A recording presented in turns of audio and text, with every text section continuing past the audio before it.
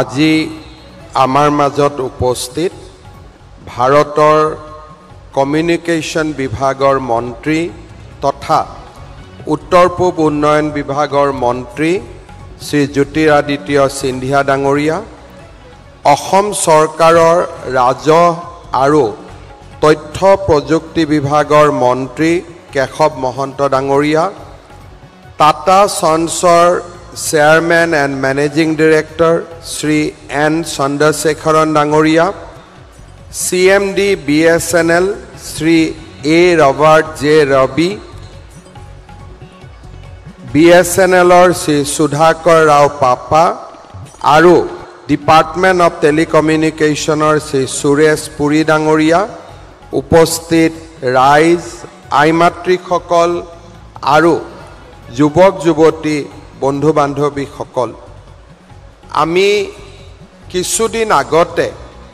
প্ৰধানমন্ত্ৰী নৰেন্দ্ৰ মোদী ডাঙৰীয়াক অসমত পাইছিলোঁ আৰু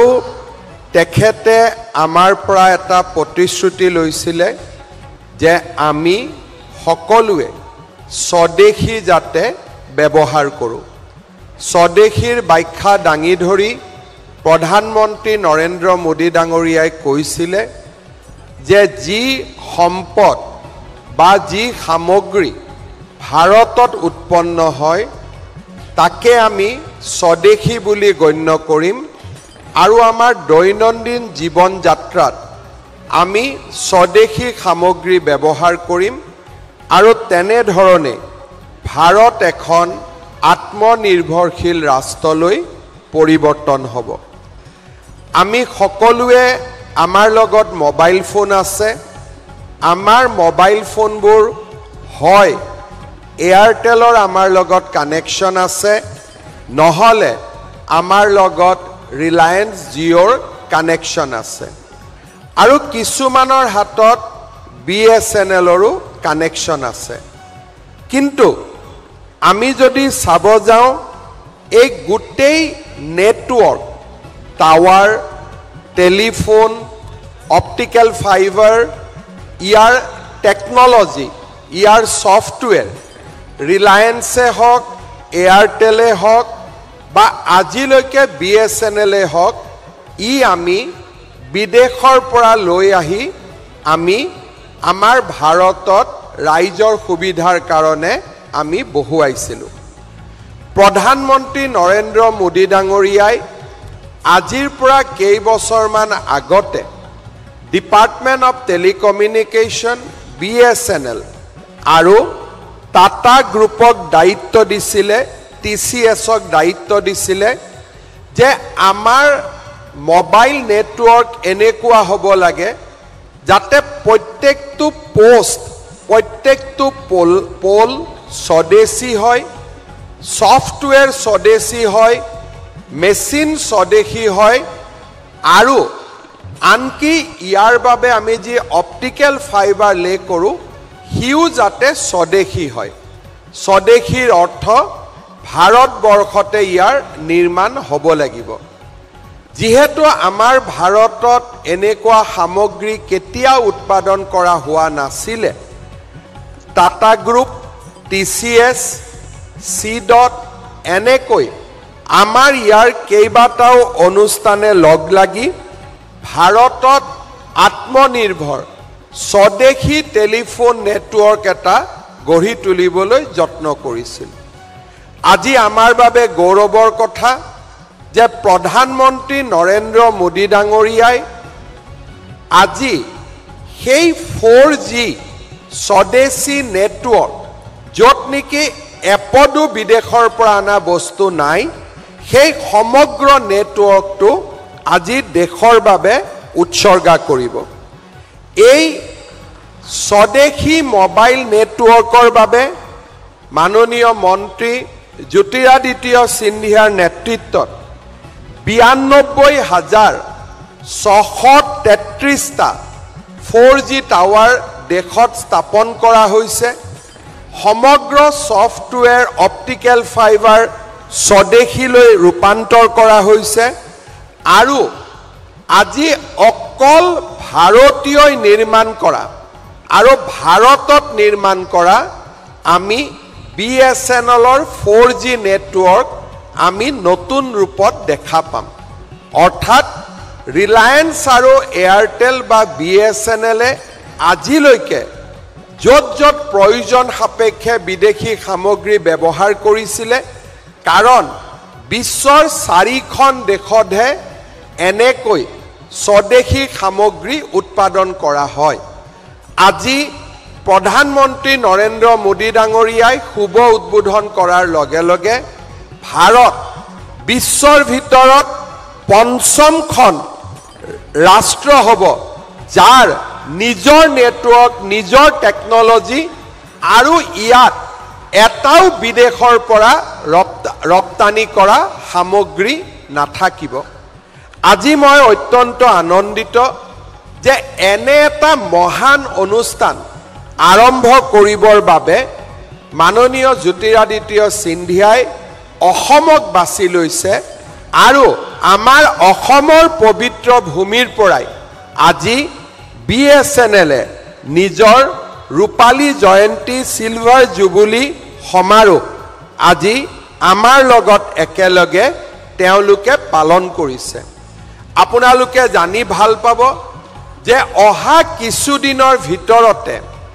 এই 4G নেটৱৰ্ক স্বদেশী 4G নেটৱৰ্ক BSNLে 5G নেটৱৰ্কলৈকে ৰূপান্তৰ কৰিব আৰু 2030 চনলৈকে 6G নেটৱৰ্কো BSNLে লৈ আহিব আজি মই অত্যন্ত আনন্দিত যে এনেকুৱা যেতিয়া ডাঙৰ এটা ব্যৱস্থা হয় এই ব্যৱস্থা ৰূপায়ণ কৰিবৰ কাৰণে আমাক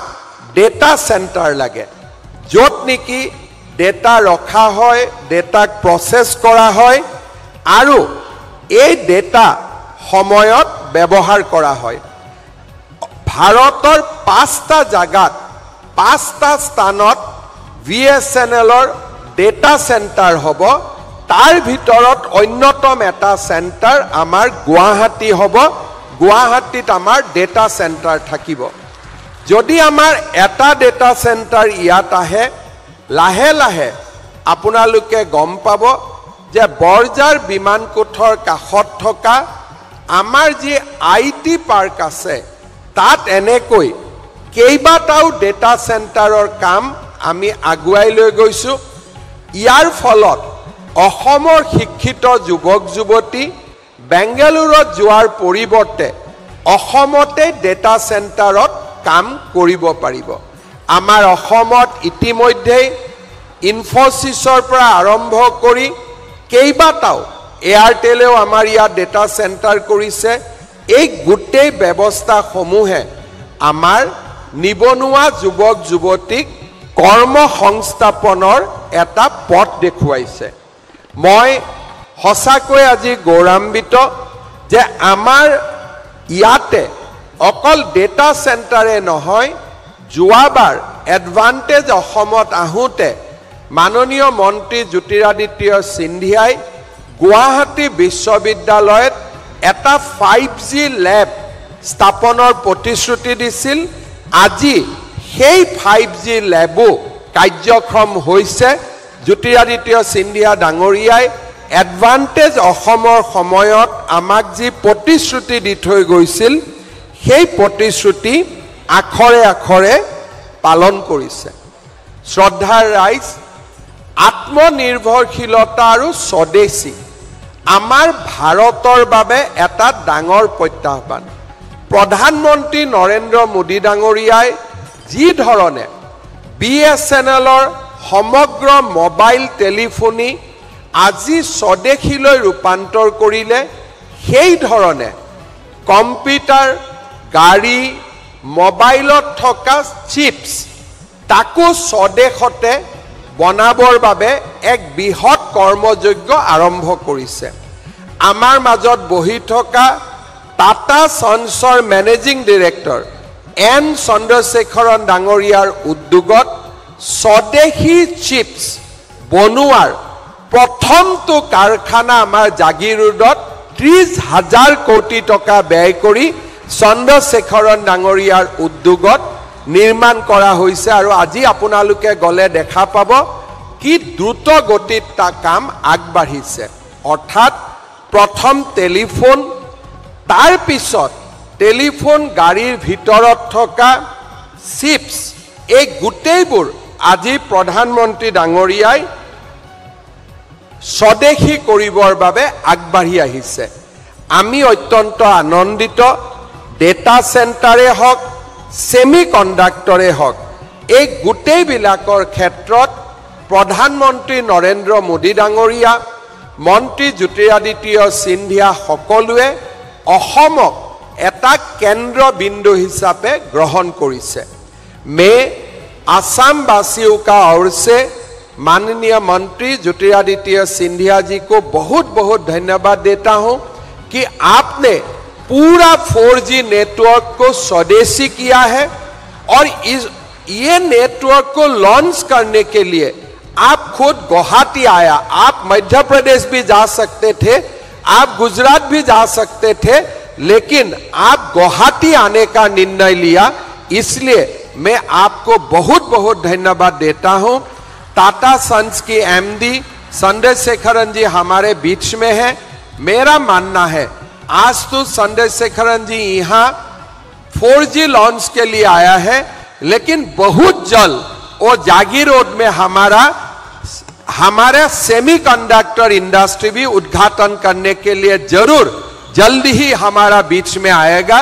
यही आशा करते हुए प्रधानमंत्री नरेंद्र मोदी जी को बहुत बहुत धन्यवाद देते हुए मैं मेरा वाणी का विराम देता हूं।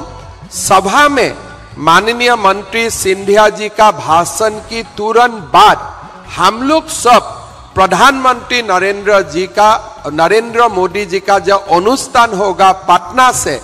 सब मिलके हम लोग मोदी जी को भी सुनूंगा। और ये जो एक बहुत ही गौरवमय क्षण है, ये क्षण का हम लोग सब साक्षी बनेगा। यही बताते हुए मैं मेरा वाणी का विराम देता हूं। बहुत बहुत धन्यवाद। जय हिंद, वंदे मातरम, भारत माता की जय।